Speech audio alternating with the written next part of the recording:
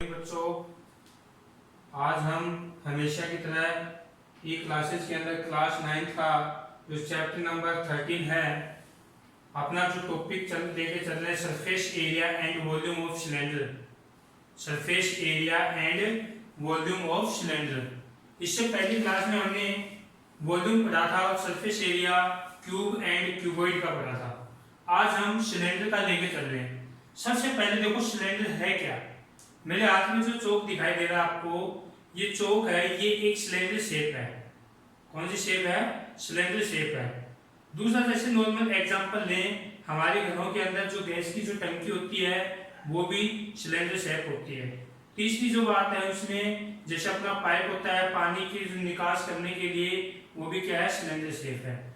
या हम इसको डायग्राम के द्वारा किस तरह से दर्शाते हैं, इस तरह से हमने ये डायग्राम बनाया। तो ये कौन सी शेप है? सिलेंडर शेप है। इसकी यहां से लेके यहां तक है, ये इसकी हाइट है। क्या है? इसकी हाइट। और इसका जो ये यहां से ये जो है इसका डायमीटर है। क्या ये? डायमीटर है। ऊपर वाला इसमें भी डायमीटर होगा। इसके अंदर आपको ध्यान ये देना है कि सिलेंडर के अंदर दोनों जो ऊपर और नीचे दोनों का टॉप एंड बॉटम दोनों जो डायमीटर है वो दोनों इक्वल होते हैं। इसका मतलब डायमीटर इक्वल हुए तो दोनों की रेडियस भी क्या होगी? इक्वल होगी। दूसरी बात ये है कि इसका टॉप एंड बॉटम है वो सर्किल है। क्या है? सर्किल शेप है। अपने जो बॉटम और टॉप है दोनों क्या है? इसके सर्किल शेप है। तो इसका मतलब ये हुआ, एक अपना जो सिलेंडर है वो जो उसके दोनों जो टॉप एंड बॉटम है, उसका बेस और टॉप है, वो दोनों क्या है? सिलेंडर से उसके सर्किल शेप होते हैं। अब इसके अंदर देखो, इसका हम सरफेस एरिया एंड वॉल्यूम के बारे में डिस्कस कर रहे हैं। ये जैसे अपना सिलेंडर है, इसके जो बाहर का जो इसका एरिया है, ये बाहर की साइड का जो एरिया है ये, और इधर का इसको बोलते हैं सरफेस एरिया इसका। और इसका वॉल्यूम, इसमें कितना वेट है, कितना वजन है, वो इसका क्या होगा? वॉल्यूम होगा। अब देखो इसके अंदर पहला इसका कर्व सरफेस एरिया।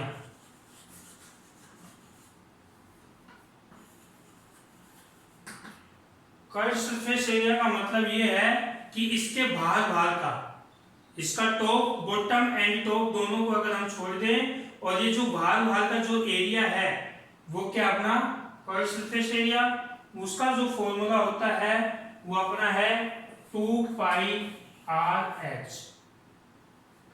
जहां पर h आपको गिवन मिलेगी, हाइट, r रेडियस है, पाई की जो वैल्यू 3.14 या 22/7, ये 2 अपना कांस्टेंट है। दूसरा है इसका total surface area. Total surface area. अब टोटल सरफेस एरिया के अंदर हम क्या करते हैं कि जो अपना का सरफेस एरिया वो, और इसका जो बॉटम और जो टॉप दोनों का एरिया अगर हम ऐड कर दें तो इसका टोटल सरफेस एरिया हो जाएगा। अब देखो इसका कर्व सरफेस एरिया का जो फॉर्मूला हमने ऊपर देखा 2πr/h प्लस इसका जो बॉटम और टॉप दोनों सर्किल के जैसे हैं, एक सर्किल का जो एरिया होता है वो πr² होता है, और 2 का हमें निकाला तो 2 का कितना होगा? 2πr²। 2πr²। ये कितने सर्किल का एरिया है? 2 का। अब इन दोनों में से कॉमन आ रहा है अपना 2πr। क्या कॉमन आ रहा है? 2πr कॉमन आ रहा है, तो h+r आ रहा है। क्या आ गया? h+r। 2πr हमने कॉमन ले लिया, ब्रैकेट h+r। कहने का मतलब है इन दोनों फॉर्मूले को मैं अपने जनरल नॉलेज की से बता रहा हूं। देखो ये जो 2πr है ये सर्कमफ्रेंस ऑफ सर्किल होती है। अगर उसको हम हाइट से मल्टीप्लाई कर देंगे तो ये curve surface area of cylinder आ जाएगा। और अगर हम सर्कमफ्रेंस ऑफ सर्किल जो है उसको हम हाइट और रेडियस दोनों के सम से मल्टीप्लाई कर देंगे तो अपना total surface area of cylinder आ जाएगा। इसके बाद में जो तीसरा जो फॉर्मूला है वो अपना है volume of cylinder. Volume of cylinder वो देखो क्या है, पाई आर स्क्वायर एच। इसको भी हम ध्यान में कैसे रखेंगे, जैसे अपना ये सर्किल है, इस सर्किल में अपना ये जो डिस्टेंस है इसको हम बोलते हैं सर्कमफ्रेंस या पेरीमीटर या पेरीमीटर। तो ये जो सर्कमफ्रेंस है ये सर्किल की होती है 2 पाई आर। इसको मैंने बताया कि अगर हाइट से मल्टीप्लाई कर दोगे तो कर्व सरफेस एरिया जाएगा। अगर इसको हम हाइट और रेडियस के सम से मल्टीप्लाई कर देंगे तो अपना टोटल सरफेस एरिया जाएगा। फिर हमें जो वॉल्यूम का फॉर्मूला ध्यान रखना है, तो इसमें अगर इसका जो एरिया है, एरिया ऑफ सर्किल होता है पाई आर स्क्वायर। इसको अगर आप हाइट से मल्टीप्लाई कर दोगे तो वॉल्यूम ऑफ सिलेंडर आ जाएगा। आपका क्या आ जाएगा, वॉल्यूम ऑफ सिलेंडर। ये मैंने बात आपको बताई। इसमें ध्यान क्या रखना है, एक तो आपको सिलेंडर शेप ध्यान में रखनी है कि सिलेंडर शेप क्या होती है। सिलेंडर शेप के अंदर 2 सर्किल होते हैं। वो 2 सर्किल कहाँ होते हैं, एक उसका बेस है वो, एक टॉप है वो। दोनों टॉप और बॉटम दोनों उसके सर्किल शेप होते हैं। दोनों के डायमीटर इक्वल होते हैं। दोनों के जो डायमीटर इक्वल हुए किसका मतलब इसकी रेडियस भी इक्वल हुई।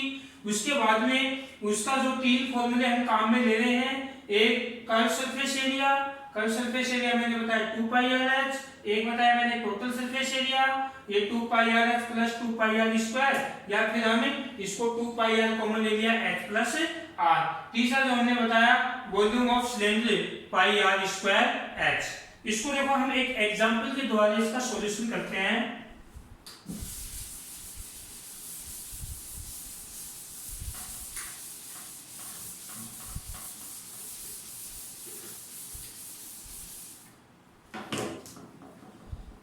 इसने क्वेश्चन कह दिया कि find the total surface area and volume of cylinder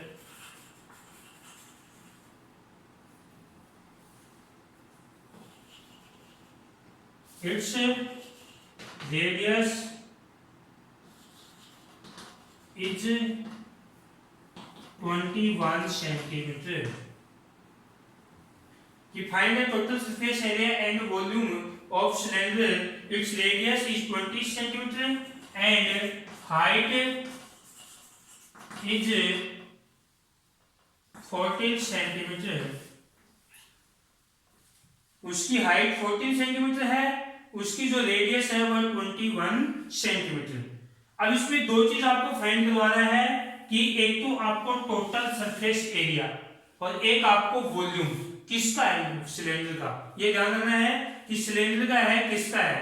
तो इसमें देखो इसका टीएसए टोटल सरफेस एरिया निकालेंगे, टीएसए ऑफ सिलेंडर इक्वल हमने बताया 2 pi R bracket H plus R. ये फॉर्मूला था ना, 2 इंटू पाई की वैल्यू 22/7, आर की जो वैल्यू अपनी कितनी है 21 और एच है जो अपना 14 प्लस 21, ये कितना हो जाएगा। देखो इसको कटरा काट दो, 7 3 जा 21, 22 2 जा 44 मल्टीप्लाई 3 इंटू इन स्क्वायर करोगे 5 35। अब देखो इसको मल्टीप्लाई कर लो, 35 3 जा 105, 105 को 44 से मल्टीप्लाई कर लो आप, 44 से मल्टीप्लाई 24 0264, ये जो अपना क्या आ गया इसका total surface area. Total surface area तो हमने इस तरह से निकाला। अब इसका वॉल्यूम देखो, वॉल्यूम कैसे करेंगे हम, इसका वॉल्यूम निकालेंगे।